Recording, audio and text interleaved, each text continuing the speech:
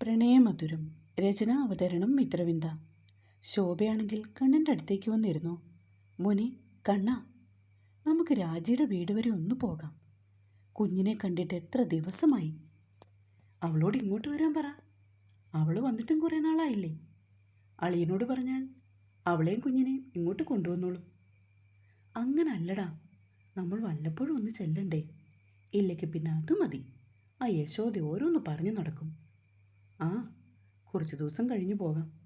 അവൻ കഴിച്ച പാത്രം എടുത്തുകൊണ്ട് എഴുന്നേറ്റു. നാളെയായിരുന്നെങ്കിൽ ശ്രീകുട്ടിക്കും പോകായിരുന്നു. അവൾക്ക് നാളെ അവധിയാ. നോക്കാമേ, നാളത്തെ ലോഡിൻ്റെ കാര്യം ഞാനൊന്ന് ചോദിച്ചിട്ട് പറയാം. അവൻ പത്രവും എടുത്തുകൊണ്ട് തിണ്ണയിലെ പ്ലാസ്റ്റിക് കസേരയിൽ പോയിരുന്നു. എടാ മോനെ. എന്താ അമ്മേ? ഇനി അമ്മയ്ക്ക് എന്താ പറയാനുള്ളത്?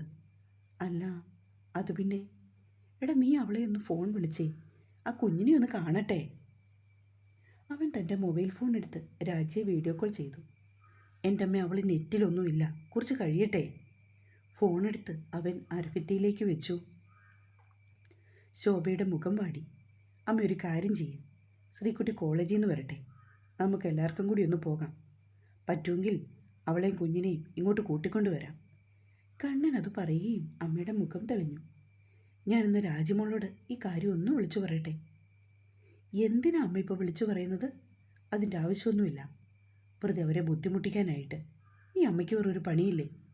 നീ പോടെ ചെറുക്ക. പറയാതെ ചെന്നാൽ സുമേഷിന് വിഷമമാക്കും. അവനല്ലേ അതിൻ്റെ കുറിച്ചിൽ. അവർ തൻ്റെ ഫോണെടുത്ത് രാജിയെ അപ്പം തന്നെ വിളിച്ച് വിവരം പറഞ്ഞു. ഓ, അമ്മയ്ക്കിപ്പോൾ സന്തോഷമായോ? കണ്ണൻ പത്രം മടക്കി വെച്ചിട്ട് എഴുന്നേറ്റു. ശോഭയാണെങ്കിൽ ആടിനും പശുവിനും ഒക്കെയുള്ള പുല്ല് ചെത്തുവാനായി കണ്ടത്തിലേക്ക് പോയി. പുല്ലൊക്കെ ചെത്തിയിട്ട് തിരിച്ചു വന്നപ്പോൾ കണ്ണൻ ലോഡ് ഇറക്കാനായി ടിപ്പറും എടുത്ത് പോയിരുന്നു. 2 മണിയായപ്പോൾ രാജൻ റബ്ബർ ടാപ്പിങ്ങും കഴിഞ്ഞെത്തി. അപ്പോഴാണ് ശോഭ മകളുടെ വീട്ടിൽ പോകുന്ന കാര്യം അവതരിപ്പിച്ചത്. പിന്നീട് 2 പേരും കൂടി തൊഴുത്തിലേക്ക് ഇറങ്ങി. ഉച്ച തിരിഞ്ഞ് 4 മണിയാവുമ്പോൾ സൊസൈറ്റി പാല് കൊടുക്കണം. ശോഭയ്ക്ക് കൈ മേലാത്തതുകൊണ്ട് രാജൻ വന്നു കഴിഞ്ഞാണ് പശുവിനെ കറക്കുന്നത്. 2 പേരും കൂടെ വേഗം തൊഴുത്തിലെ കാര്യങ്ങളൊക്കെ ചെയ്തു. ശ്രീകുട്ടി വരാറായപ്പോഴേക്കും ശോഭയും രാജനും കുളിയൊക്കെ കഴിഞ്ഞ് റെഡിയായി നിന്നു. മകനെ ഫോൺ വിളിച്ചപ്പോൾ 5 മണിയാവുമ്പോൾ എത്തിക്കോളാമെന്ന് അവൻ അറിയിച്ചു. ചേച്ചിയും കുഞ്ഞിനെ കാണാൻ പോകുന്നുവെന്നറിഞ്ഞപ്പോൾ ശ്രീകുട്ടിക്ക് സന്തോഷമായി. അച്ഛാ, സുമേഷനോട് ചോദിച്ചിട്ട് രാജി ചേച്ചിയും കുഞ്ഞിനെയും നമുക്ക് ഒരാഴ്ച ഇവിടെ കൊണ്ടുവന്ന് നിർത്താം. ചോദിച്ചു നോക്കാം മോളെ. കണ്ണൻ്റെ കൂട്ടുകാരനായ നാണുവിൻ്റെ ഓട്ടോയിലാണ് അവരെല്ലാവരും കൂടി രാജിയുടെ വീട്ടിലേക്ക് പോയത്. അവിടെ ചെന്നതും എല്ലാവരും മത്സരിച്ച് കുഞ്ഞിനെ എടുക്കുകയാണ്. കുഞ്ഞുണ്ടായിട്ട് 7 മാസം കഴിഞ്ഞതേ ഉള്ളൂ. സുമേഷ് അവർ വരുന്നതറിഞ്ഞ് വീട്ടിലുണ്ടായിരുന്നു. എൻ്റെ രാജിമോളെ, നീ ഒരുപാട് ക്ഷീണിച്ചു പോയല്ലോ. ഇടയ്ക്കവളെ തനിച്ച് കിട്ടിയപ്പോൾ ശോഭ പറഞ്ഞു. കുഞ്ഞ് രാത്രി വഴക്കാണമ്മേ, ഉറക്കമൊന്നും ശരിയാകുന്നില്ല, അതുകൊണ്ടായി ക്ഷീണം. നീയും കുഞ്ഞും കുറച്ച് ദിവസം വീട്ടിലോട്ട് വാ. എത്ര നാളായി നീ ഒന്ന് വന്ന് നിന്നിട്ട്? അച്ഛനും കണ്ണനും സുമേഷിനോട് ചോദിക്കാനിരിക്കുക. ഓ വേണ്ടമ്മേ, ഇവിടെ അമ്മയ്ക്ക് കാലിന് വേദനയാണ്. രാവിലെ എഴുന്നേറ്റ് ഭക്ഷണം ഉണ്ടാക്കാനൊന്നും പറ്റില്ല. സുമേഷ് ഏട്ടൻ ഓട്ടോ ഓടിക്കാൻ പോകുമ്പോൾ എല്ലാം കാലാക്കണമെങ്കിൽ ഞാൻ വേണം, അവൾ പറഞ്ഞു. പിന്നീട് ശോഭയൊന്നും അവളോട് ചോദിച്ചില്ല. അവൾ വരില്ലെന്ന് ശോഭയ്ക്കറിയാം. അപ്പോഴേക്കും കണ്ണനും ശ്രീകുട്ടിയും കുഞ്ഞിനെയുമായിട്ട് രാജിയുടെ അടുത്തേക്ക് വന്നു. നീ ഇന്ന് വരുന്നുണ്ടോ വീട്ടിലേക്ക്? ഇല്ലടാ, ഞാൻ പിന്നീട് ഒരിക്കൽ വരാം. അതെന്താ? നിന്നെ അളിയൻ വിടാമെന്ന് പറഞ്ഞല്ലോ. ആ, മേലേക്കാവിൽ ഉത്സവമല്ലേ, ഞാൻ അപ്പോൾ വന്നേക്കാം. ഉത്സവത്തിന് ഇനി 2 മാസം കൂടിയില്ലേ. നീ ഇന്ന് വാടി, 2 ദിവസം കഴിഞ്ഞ് നിന്നെ തിരിച്ചു കൊണ്ടുവിടാം. എടാ കണ്ണ, ഇവിടുത്തെ അമ്മയ്ക്ക് വാദമുണ്ട്, കാലിന് മേലാ. ഞാൻ പോയാ സുമേഷേട്ടൻ്റെ കാര്യങ്ങളൊക്കെ ആരാ നോക്കുന്നേ? അതിന് ഒരാഴ്ചത്തെ കാര്യമല്ലേ ഉള്ളൂ. അളിയൻ്റെ കാര്യം നോക്കാൻ അറിയില്ലേ? രാജി ഒന്നും പറയാതെ മുഖം കുനിച്ചു. എൻ്റെ കണ്ണേട്ടാ, ചേച്ചി വരില്ല, ഇനി നിർബന്ധിക്കണ്ട. ചേച്ചിക്ക് സുമേഷേട്ടനെ പിരിഞ്ഞ് ഒരു നിമിഷം പോലും വയ്യ. ശ്രീകുട്ടി അവളെ കളിയാക്കി. ഇവളെ കാണാനുള്ള കൊതി കൊണ്ടൊന്നുമല്ല, ആ കുഞ്ഞിനെ ഒന്ന് കളിപ്പിക്കാമല്ലോ എന്നോർത്തു, അല്ലേമ്മേ? എൻ്റെ അമ്മ ഇവനെ പിടിച്ച് പെണ്ണ് കെട്ടിക്ക്. പ്രായം 30 കഴിഞ്ഞു. ഇനി എന്നാ ഒരു കല്യാണമൊക്കെ? രാജി പറഞ്ഞപ്പോൾ കണ്ണൻ റൂമിൽ നിന്ന് ഇറങ്ങിപ്പോയി. എത്ര തവണ പറഞ്ഞു മോളെ ഞാൻ, അവ സമ്മതിക്കുന്നില്ല. കൂടപ്പിറപ്പ് ചതിച്ചതുകൊണ്ട് എൻ്റെ മകൻ്റെ ജീവിതമാണ് നാശമായി പോയത്. ശോഭയുടെ കണ്ണുകൾ നിറഞ്ഞു വന്നു, ഒപ്പം രാജിയുടെയും. ആ, ഇനി തുടങ്ങിക്കോ രണ്ടും. ശ്രീക്കുട്ടി കുഞ്ഞിനെയും കൊണ്ട് വഴിയിലേക്ക് ഇറങ്ങിപ്പോയി. ദീപയെ പിന്നെ അമ്മ കണ്ടായിരുന്നോ? കഴിഞ്ഞ തവണ തെക്കേലെ ശ്രീധരൻ ചേട്ടൻ മരിച്ചപ്പോൾ ദീപയും പിള്ളേരും വന്നിരുന്നു. അമ്മയോട് മിണ്ടിയോ? എന്നെ ചിരിച്ചു കാണിച്ചു. ഞാൻ പിന്നെ കുഞ്ഞുങ്ങൾക്ക് 2 പേർക്ക് 100 രൂപ വെച്ച് കൊടുത്തു. എൻ്റെ വേറെ പൈസ ഇല്ലായിരുന്നു. ദീപയുടെ ഭർത്താവ് ഇപ്പോഴും ഗൾഫിലാണോ അമ്മേ? അതേന്നാ പറഞ്ഞത്. നമ്മുടെ വീട്ടിൽ ഓടി നടക്കേണ്ട കുഞ്ഞുങ്ങളാണ്. സോമേട്ടൻ നമ്മളെ ചതിച്ചതുകൊണ്ടല്ലേ മോളെ? അത് തന്നെയൊന്നും അല്ലല്ലോ അമ്മേ. പുതുപ്പണക്കാരനെ കണ്ടപ്പോൾ ദീപയുടെ കണ്ണും മഞ്ഞളിച്ചു. അവളും നമ്മുടെ കണ്ണനെ തള്ളിപ്പറഞ്ഞില്ലേ? ആ, എല്ലാം വിധി. അങ്ങനെ വിധിക്ക് വിട്ടുകൊടുക്കാൻ പറ്റുമോ? നമുക്ക് അവനെ പിടിച്ച് പെണ്ണ് കെട്ടിക്കണ്ടേ? അതിനവനൊന്നും സമ്മതിക്കാതെ നമ്മൾ എന്തു ചെയ്യും? 1000 ആവർത്തി ഞാനും അച്ഛനും അവനോട് പറഞ്ഞു. അമ്പിനും വില്ലിനും അടുക്കുന്നില്ല. ഇപ്പോഴും അവൻ ദീപയെ കൊണ്ടു നടക്കുക. അവളാണെങ്കിൽ സന്തോഷത്തോടെ കുടുംബമായിട്ട് കഴിയുന്നു. ഓർമ്മ വെച്ച നാൾ മുതൽ പറഞ്ഞുകൊണ്ടിരുന്നതല്ലേ ദീപ കണ്ണൻ്റെ ആണെന്ന്. അവനതൊക്കെ മറക്കണമെങ്കിൽ ഇത്തിരി സമയമെടുക്കുമേ. വയസ്സ് 31. ഇനി എന്നാ അവൻ മറക്കാനിരിക്കുന്നത്? മേലേക്കാവിലമ്മയോട് പ്രാർത്ഥിക്കാം, എന്തെങ്കിലും ഒരു വഴി കാണിച്ചു തരും. എൻ്റെ പൊന്നുമോളെ ഒന്നും വേണ്ടായിരുന്നു. നല്ല സ്വഭാവമുള്ള ഒരു കൊച്ചിനെ കിട്ടിയാൽ മതി. അതും കേട്ടുകൊണ്ട് ശ്രീക്കുട്ടി കുഞ്ഞിനെയും കൊണ്ട് അകത്തേക്ക് വീണ്ടും വന്നു. അതെങ്ങനാ? ലോകത്തുള്ള മുഴുവൻ പെണ്ണുങ്ങളും ദീപയാണെന്നാ ഏട്ടൻ്റെ വിചാരം. പിന്നെ എവിടെ നിന്നൊരു പെൺകുട്ടിയെ തപ്പിയെടുത്തു വരും? സുമേഷ് കയറി വന്നപ്പോൾ എല്ലാവരും സംഭാഷണം അവസാനിപ്പിച്ചു. എല്ലും കപ്പയുമായിരുന്നു രാജിയുടെ വീട്ടിലുണ്ടാക്കിയത്. പിന്നെ അത്താഴത്തിനായി മീൻകറിയും പയറുതോരനും കാച്ചിയ മോരും നാരങ്ങ അച്ചാറും പപ്പടവും കുറച്ച് ബീഫ് ഉലർത്തിയതുമുണ്ട്. ഭക്ഷണമൊക്കെ കഴിച്ചു കഴിഞ്ഞ് രാത്രി 9 മണിയോളമായി അവർ പോയപ്പോൾ. ഇങ്ങനെ പോയാൽ എങ്ങനെയാണ് കാര്യങ്ങളൊക്കെ? രാത്രി കിടക്കാൻ നേരം ശോഭ ഭർത്താവിനോട് തൻ്റെ വിഷമം പറഞ്ഞു. എന്താടി? അല്ല, കണ്ണൻ്റെ കാര്യേ. വയസ്സ് 31. ഇനി എന്നാ അവനൊരു കല്യാണം? ആരും പറഞ്ഞിട്ടവൻ കേൾക്കുന്നുമില്ല. എല്ലാത്തിനും കാരണം നിൻ്റെ ആങ്ങളെയല്ലേ? ചെറുപ്പം മുതലേ പറഞ്ഞു വെച്ച ബന്ധമാണ്. പിള്ളേർക്ക് വെറുതെ ആശയം കൊടുത്തു. ആ, പിള്ളേരെന്ന് പറയാൻ പറ്റില്ല. നിൻ്റെ ആങ്ങളയുടെ മകൾ എൻ്റെ മോനെ ആശിച്ചിട്ടൊന്നുമില്ല. പാവം പിടിച്ച എൻ്റെ മോൻ വെറുതെ സ്വപ്നം കണ്ടു. വിധിച്ചതേ നടക്കൂ. ആ, ഇനി അത് പറഞ്ഞാൽ മതി. ലൈറ്റ് അണിച്ചിട്ട് കിടക്കാൻ നോക്ക്. 4 മണിയാകുമ്പോൾ എഴുന്നേറ്റ് വെട്ടാൻ പോകേണ്ടതാ. അയാൾ പറഞ്ഞപ്പോൾ ശോഭ എഴുന്നേറ്റ് ലൈറ്റ് അണിച്ചു. കണ്ണൻ ഉറങ്ങാതെ ഫോണിൽ നോക്കി കിടക്കുകയാണ്. എടാ, വാട്സപ്പിൽ രാജിയുടെ മെസ്സേജ് വന്നു. എന്താടി? എനിക്കൊരു കാര്യം പറയാനാണ്. ഞാൻ നിന്നെ വിളിക്കാം. നീ കിടന്നില്ലേ? കിടന്നു. എന്താ കാര്യം? ഞാൻ ഒരു കാര്യം പറയാനായിരുന്നു. പറയേ. എടാ, അത് പിന്നെ അമ്മയ്ക്ക് വല്ലാത്ത സങ്കടാ. എന്തിന്? നിന്നെ ഓർത്ത്.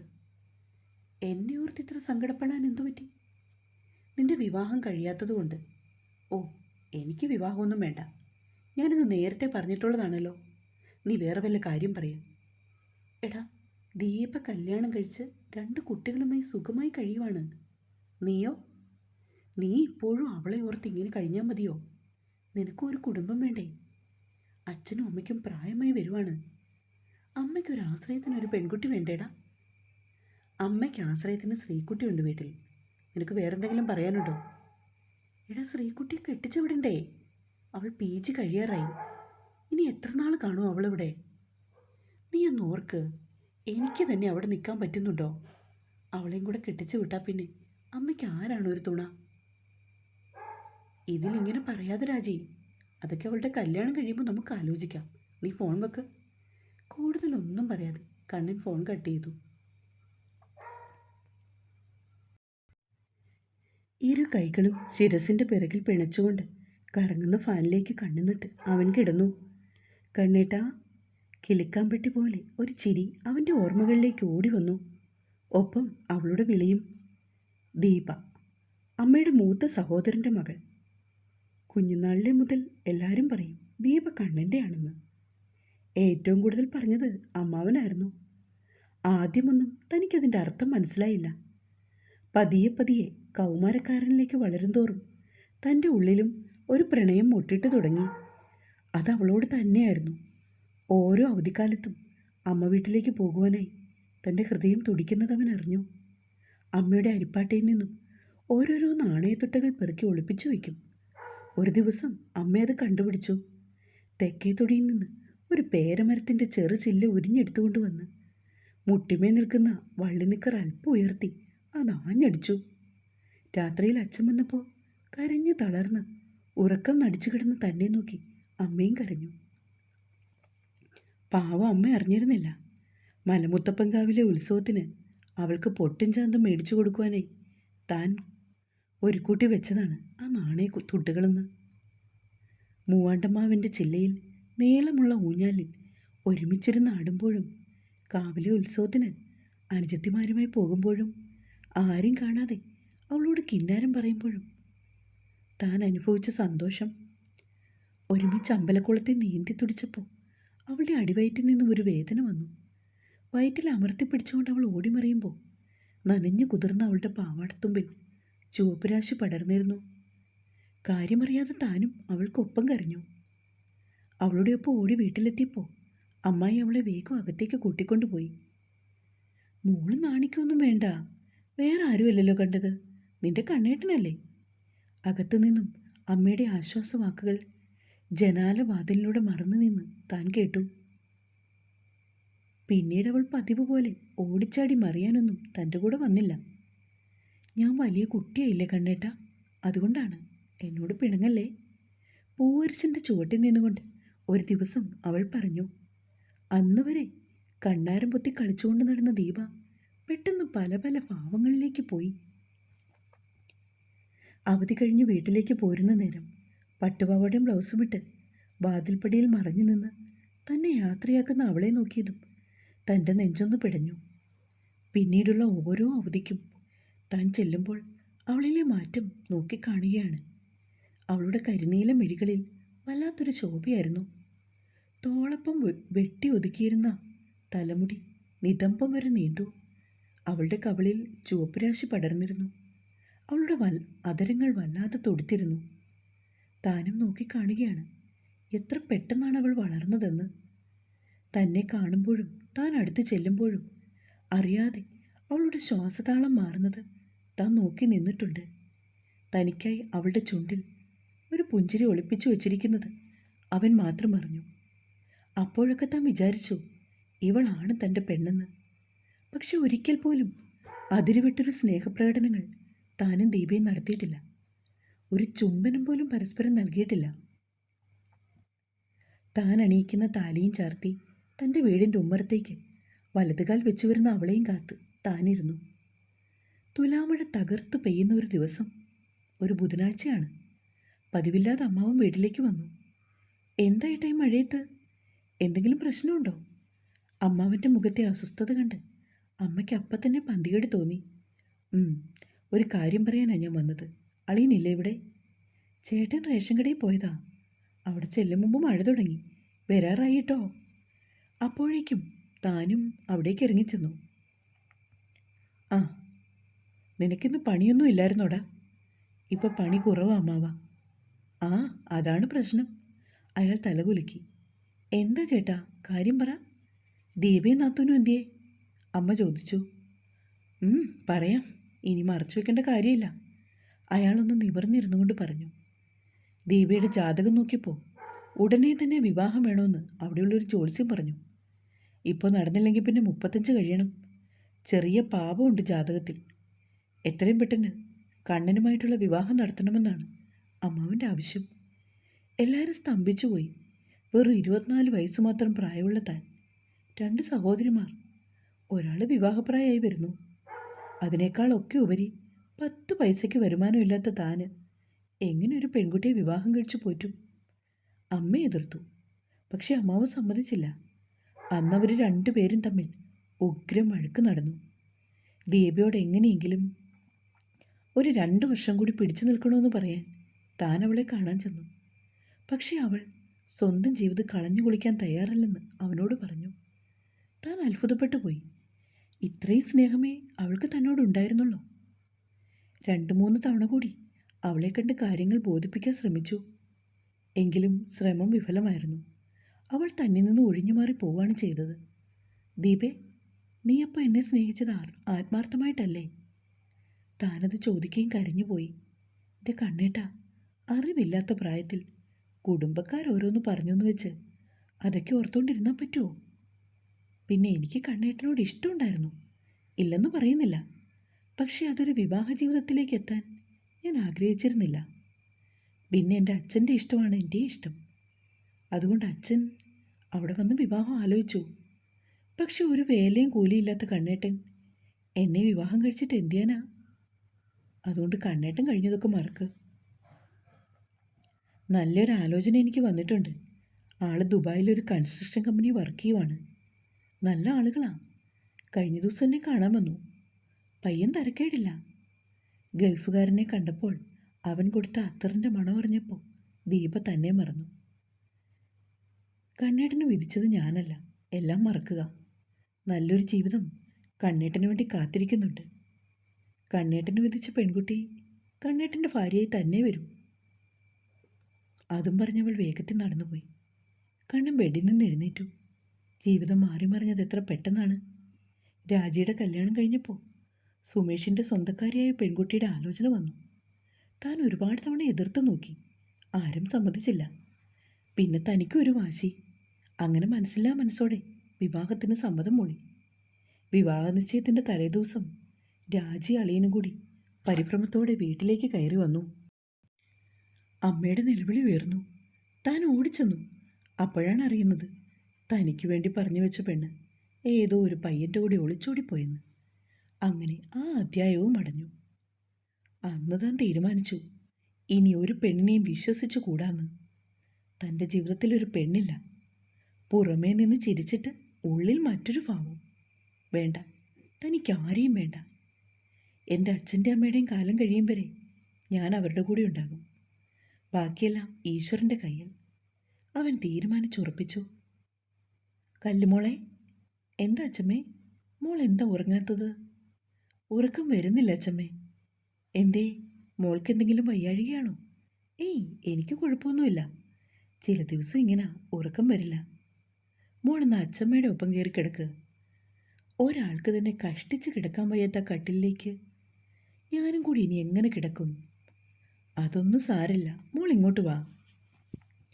വേണ്ട അച്ഛമ്മേ, അച്ഛമ്മ അവിടെ കിടന്നോ. അച്ഛമ്മയുടെ കാലം കഴിഞ്ഞ എൻ്റെ മോൾക്ക് ആരാ ഉള്ളത്? അതൊക്കെ ഓർക്കുമ്പോൾ എനിക്ക് വല്ലാത്തൊരു പരവശമാണ് കുട്ടി. അച്ഛമ്മ അതിനെവിടേക്ക് പോകാനാ? ഒന്ന് മിണ്ടാണ്ട് അടങ്ങിക്കിടക്ക് കുട്ടി. അവൾ ചിരിച്ചുകൊണ്ട് പറഞ്ഞു. ഇത് നല്ല കഥ. വയസ്സ് 75ആയി. എപ്പോഴാണെന്ന് ആർക്കറിയാം. അതിനു മുമ്പ് നിന്നെ ആരുടെയെങ്കിലും കയ്യിൽ ഏൽപ്പിക്കണം. ആ, നടന്നത് തന്നെ. അതെന്താ മോളെ നീ അങ്ങനെ പറഞ്ഞത്? എൻ്റെ അച്ഛമ്മയെ വിട്ടിട്ട് ഞാൻ എവിടേക്കും പോകില്ല. പോയാലും നമ്മൾ ഒരുമിച്ച്. കല്ലു, അങ്ങനൊന്നും പറയില്ല. എൻ്റെ മോൾക്കും വേണ്ടി ഒരു ജീവിതം. എൻ്റെ കണ്ണടയും മുൻപ് നിന്നെ ഒരു നല്ല കുടുംബത്തിലേക്ക് അയക്കണമെന്നാണ് എൻ്റെ ആഗ്രഹം. ആണ്ടവ, നീ അത് നടത്തി തരണേ. അവർ മനമുരുകി പ്രാർത്ഥിച്ചു. അച്ഛമ്മ ഉറങ്ങാൻ നോക്ക്. ഇപ്പം തിടുക്കപ്പെട്ട് എനിക്ക് വിവാഹം ആലോചിക്കുകയൊന്നും വേണ്ട. എനിക്ക് 20 വയസ്സല്ലേ ആയുള്ളൂ. ഇനിയും കിടക്കുമല്ലേ വർഷം മുൻപോട്ട്. ശരി ശരി, ഞാൻ പക്ഷേ ഇതെല്ലാം രാഘവനോട് പറഞ്ഞിട്ടുണ്ട്.